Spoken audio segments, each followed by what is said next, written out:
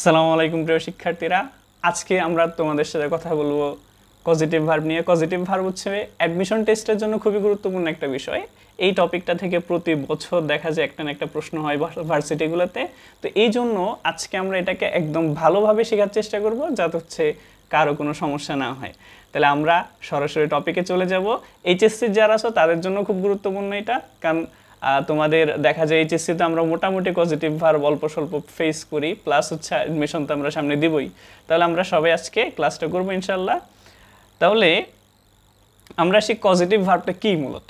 Positive ভার্বটা হচ্ছে আসলে কোনো ব্যক্তি নিজে কাজ না করে অন্যকে দিয়ে করানো, মানে নিজে সরাসরি না করে সে অন্যকে দিয়ে যে কাজটা করানোর চেষ্টা করে বা করায়, এটাই হচ্ছে পজিটিভ ভার্ব।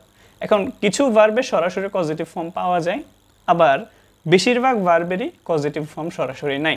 তাহলে আমরা কিভাবে পজিটিভ করব বা পজিটিভ কীরকম? প্রথমে দেখেন, ইট মানে হচ্ছে খাওয়া, ফিড মানে কি? খাওয়ানো। মানে একটা হচ্ছে নিজে খাওয়া আর একটা হচ্ছে অন্যকে খাওয়ানো। একইভাবে রাইজ মানে হচ্ছে ওঠা, মানে নিজে ওঠা, আর একটা হচ্ছে রেইজ মানে হচ্ছে অন্যকে ওঠানো। সেমভাবে ডাইভ মানে হচ্ছে কি? ডুব দেওয়া, আর ডিপ মানে হচ্ছে কি? ডুবানো কাউকে। মানে একটা হচ্ছে নিজে করা আর একটা হচ্ছে অন্যকে করানো, ঠিক আছে? আবার সি মানে হচ্ছে দেখা, শো মানে হচ্ছে অন্যকে দেখানো, নো মানে হচ্ছে নিজে জানা, আর ইনফর্ম মানে হচ্ছে অন্যকে জানানো। তো এই যে বিষয়টা, এরকম আরও কয়েকটা পাই আমরা, যেমন লার্ন মানে হচ্ছে নিজে শেখা, টিচ মানে হচ্ছে অন্যকে শেখানো। এই বিষয়গুলোকে আমরা পজিটিভ ভার্ব বলি। তো এখন দেখা যায় বেশিরভাগই তো পজিটিভ ভার্বটা নাই, বা তাহলে আমরা কিভাবে করব? মূলত 5টা ভার্ব দিয়ে যে কোনো ভার্বকে পজিটিভ ফর্মে নেওয়া যায়। ওই 5টা ভার্ব কি কি? যে let, make, help, get, have, ঠিক আছে? এই যে 5টা ভার্ব আছে, এই 5টা ভার্ব দিয়ে যে কোনো ভার্বকে পজিটিভ করা যায়। তবে এই পজিটিভ করার একটা শর্ত আছে। শর্তটা হচ্ছে কি? এদের পরে ব্যক্তি হোক আর বস্তু হোক, কিছু জিনিস মেনটেন করতে হবে তোমাদেরকে। মানে পজিটিভ ভার্ব হতে হলে তো 2টা ভার্ব লাগবে, একটা হচ্ছে let, make, help, have, get, এদের মধ্যে একটা, আরেকটা হচ্ছে গিয়ে এদের পরে যে ভার্বটাকে তুমি পজিটিভে নিতে যাচ্ছ, ওই ভার্বটাকে এদের একটা নির্দিষ্ট ফরম্যাট আছে, ফরম্যাটে তোমাকে সাজাতে হবে। তো সাজানোর জন্য কি করবা? প্রথমত দেখো, একদম সহজ বিষয়টা, শুধু মানে বেসিক্যালি 3টা স্ট্রাকচার মুখস্থ মানে মাথায় রাখতে হবে, মুখস্থ আসলে করা লাগে না। প্রথমে দেখো যে আমরা আসে যদি লেট, মেক এবং হেল্প। লেট, মেক এবং হেল্পের ক্ষেত্রে ব্যক্তি পাই আর বস্তু পাই, আমরা কি করব? ভার্বের বেস ফর্ম লিখে দেব, ঠিক আছে? আমরা ব্যক্তি পাই আর বস্তু পাই, কি লিখে দিব? ভার্বের বেস ফর্ম। তাহলে লেট, মেক, হেল্প, এরপরে ব্যক্তি হোক বস্তু হোক, ভার্বের বেস ফর্ম লিখব, যেটাকে আমরা V0 বলতে পারি। এবার হ্যাভের ক্ষেত্রে যদি ব্যক্তি পাই, তাহলে ভার্বের বেস ফর্ম। কিন্তু হ্যাভের ক্ষেত্রে যদি বস্তু পাই, মানে হ্যাভের পরে একটা বস্তু, তখন আমরা কি লিখব? ভার্বের পাস্ট পার্টিসিপল, যেটাকে বলি আমরা V3। এবার গ্যাটের ক্ষেত্রে কি হয়? গ্যাট একটু ভিন্ন। গ্যাটের ক্ষেত্রে ব্যক্তি হলে 2+ ভার্ব, যেটাকে আমরা ইনফিনিটিভ বলি, আর বস্তু হলে আমরা V3 লিখব, যেটাকে আমরা ভার্বের PP বা পাস্ট পার্টিসিপল বলি। তার মানে এই যে মানে 5টা ভার্বের মূলত 3টা স্ট্রাকচারে মুখস্থ করতে হবে। লেট, মেক, হেল্পটা একই, এদের ক্ষেত্রে ব্যক্তি হোক আর বস্তু হোক, ভার্বের বেস ফর্ম। আর হ্যাভের ক্ষেত্রে ব্যক্তি হলে বেস ফর্ম, বস্তু হলে V3। আর গ্যাটের ক্ষেত্রে কি হবে? গ্যাটের ক্ষেত্রে ব্যক্তি হলে হয়ে যাবে 2+ ভার্ব, যেটাকে ইনফিনিটিভ বলি আমরা, আর বস্তু হলে কি লিখতে হবে? V3। তাহলে এই জাস্ট এই জিনিসটাই মুখস্থ করতে হবে, যে গ্যাটের ক্ষেত্রে বস্তু হলে ব্যক্তি হলে 2, বস্তু হলে V3, মানে হ্যাভের ক্ষেত্রে লেট, মেক, হেল্পের ক্ষেত্রে। তো এইটা জাস্ট একটু ভালো করে মনে রাখতে পারলে তোমাদের আর কিছু লাগবে না। তো এখানে একটা নোট আমরা যদি দেখি, হেল্পের ক্ষেত্রে মূলত কি হয়? যে 2+ ভার্ব ব্যবহার করা যেতে পারে যদি বেস ফর্ম না থাকে। মানে যদি বেস ফর্ম থাকে তাহলে তুমি 2+ ভার্ব ইউজ করতে পারবে না। মানে 2+ ভার্ব আমরা ব্যবহার করা যাবে, মানে এখানে একটা ও ব্যবহার করা যাবে। মানে মূলত হচ্ছে গিয়ে এটাই একদম মেইন না, মেইন হচ্ছে কি ভার্বের বেস ফর্ম। যখন আমরা ভার্বের বেস ফর্মটা অপশনে পাচ্ছি না, তখন কি আমাদের অল্টারনেটিভ আনসার হতে পারে কি? 2+ ভার্ব। এখন আমরা এই বিষয়টার উপর প্র্যাকটিস করলে একদম ক্লিয়ার হয়ে যাব। মানে আমি একদম শর্ট করে ভিডিওটা করতেছি, যাতে হচ্ছে একদম সহজেই তোমরা বুঝে যাও, অনেক লং করতেছে না ভিডিওটা।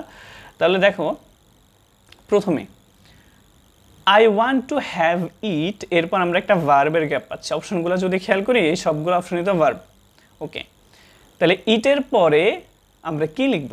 তো আমরা যেটা পড়ছি ইটে হ্যাভের পরে হ্যাভ, হ্যাজ, হ্যাড এগুলো তো সব হ্যাভ ভার্ব মধ্যে পড়ে।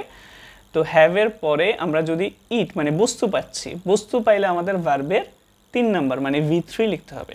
তাহলে to do, do, done, to be done কোনটা V3 পড়ে? তো আমরা জানি হচ্ছে এই যে এটা হচ্ছে V3, ঠিক আছে। ডানটা হচ্ছে V3, কারণ টু ডু হবে না, ডুও হবে না, টু বি ডান এটা টু চলে আসছে একটা। তো আমরা তো বলছি 2 প্লাস ভার্ব হবে এখানে, এমন বলি নেই, আমরা বলছি শুধু V3।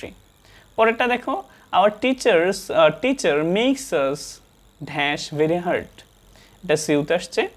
তো আমরা জানি মেকের পরে ভার্বের বেস ফর্ম হয়, ব্যক্তি হোক বস্তু হোক এত কিছু দেখার নেই। তাহলে আজ হচ্ছে ব্যক্তি, তাহলে আমরা ভার্বের বেস ফর্ম লিখবো। তাহলে to work, work, working, worked. তো এই চারটা দেখলে আমরা বুঝতেছি ওয়ার্ক হচ্ছে এখানে বেস ফর্ম, ঠিক আছে। এইগুলা খেয়াল করে দেখো, প্রথমটা জগন্নাথে আসছে, পরেরটা সিউতে আসছে, এর পরেরটা আমরা সিউর প্রশ্ন পাচ্ছি। এটা কিন্তু খুব ইম্পর্টেন্ট, ভালো করে বোঝার চেষ্টা করো। I will get an electrician dash the heating. তো আমরা অপশানে পাচ্ছি repair, to mend, for mending, for repairing.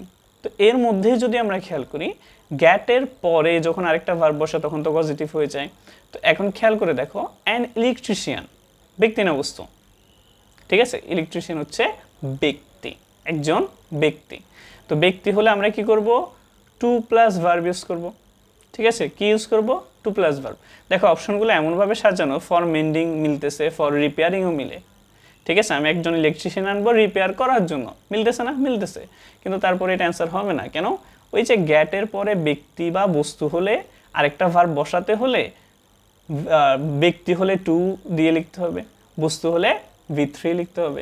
তো এখানে আমরা যদি দেখি গ্যাটের পর একটা ব্যক্তি আছে, তার মানে 2 প্লাস ভার্ব হবে আমাদের অ্যান্সার। বাকি যেভাবেই মিলুক ওগুলো অ্যান্সার ধরতে পারবো না আমরা। এরপরেরটা we have to help her find dash her keys. তো এইখানে যদি খেয়াল করেন হেল্পের পরে একটা ব্যক্তি আছে, এরপরে ভার্বের গ্যাপ, তাহলে এটা পজিটিভের ফর্মেট আসবে। তাহলে আমরা কি করব? হেল্পের পরে ব্যক্তি হলে আমরা জানি ভার্বের বেস ফর্ম। হ্যাঁ, তবে আরেকটা জিনিস শিখছিলাম কি, যে 2 প্লাস ভার্ব তো লেখা যায়, কিন্তু 2 প্লাস ভার্ব কখন লিখে? যখন আমরা বলছিলাম যে 2 প্লাস ভার্ব কখন লিখবো? যখন হচ্ছে বেস ফর্মটা থাকবে না। কিন্তু এখানে যদি খেয়াল করে দেখি বেস ফর্ম তো আছে, তাহলে বেস ফর্ম থাকলে তখন 2 প্লাস ভার্ব আমরা ব্যবহার করতে পারবো না। তাহলে এটার অ্যান্সার হচ্ছে শুধুমাত্র ফাইন্ড। এরপর my mother let me dash late when I was child. তাহলে এইখানে যদি আমরা খেয়াল করি এখানে অ্যান্সার কী হবে? লেটার পরে ব্যক্তি হলে আমরা জানি ভার্বের বেস ফর্ম, আর এখানে ভার্বের বেস ফর্ম হচ্ছে কি stay out. An irritation in his throat made him dash. তাহলে ইন হিজ থ্রোট, থ্রোট বলতে কি বোঝাচ্ছে? এই যে গলা। তো অবশ্যই গলায় তো অবশ্যই কফ হবে, কারণ ব্লিঙ্ক হচ্ছে কি আমরা জানি চোখের সাথে কানেক্টেড। তার মানে টু তো হবে না, কেন? আমরা জানি মেকের পরে বা মেইডের পরে ব্যক্তি হলে ভার্বের বেস ফর্ম হয়, বেস ফর্ম কফ এবং ব্লিঙ্ক দুইটা আছে। তো ব্লিঙ্ক অ্যান্সার হবে না, কেন? ব্লিঙ্ক হচ্ছে চোখের সাথে আর কাফ হচ্ছে আমরা জানি গলার সাথে। এরপরে এবার শেষেরটা যদি আসে, এটা খুবই ইম্পর্টেন্ট, এটা বোঝার বিষয় আছে। এটা থেকে ওই দেখা যায় আমাদের অনুবাদও হয়, মানে ট্রান্সলেশনও প্রশ্ন আসে। তো এটা একটু ভালো করে খেয়াল রাখো। Did you cut your hair? তাহলে এখানে বলছে তুমি কি তোমার চুল কেটেছো? তাহলে এটা অবশ্যই একটা ভুল। কেন? কারণ আমরা তো নিজের চুল নিজে কাটি না সাধারণত। Have you cut your hair? তুমি কি তোমার চুল কেটেছো? এটাও একই। Did you have cut your? এখানে হেয়ার হবে, ইটস স্পেলিং মিস্টেক হয়েছে। Did you have your hair? তাহলে এটা পুরোপুরি ঠিক আছে। কেন? এখানে did you have you hair cut মানে বোঝাচ্ছে তুমি কি তোমার চুল কাটিয়েছো। তাহলে দেখা যাচ্ছে বাকিগুলোতে আমরা পজিটিভ ফর্ম অ্যাপ্লাই হচ্ছে না, বাকিগুলোতে দেখা যাচ্ছে যে আর নিজেরটা নিজে কাটার কথা বলতেছে। তো আমরা সাধারণত চুল নিজে কাটাই না, তার মানে হচ্ছে কি আমাদের এটার অ্যান্সার হবে did you have your hair cut, মানে তুমি কি চুল কাটিয়েছো। ঠিক আছে, সবাই ভালো থাকবে, আল্লাহ হাফেজ, পরবর্তী ক্লাসে দেখা হবে।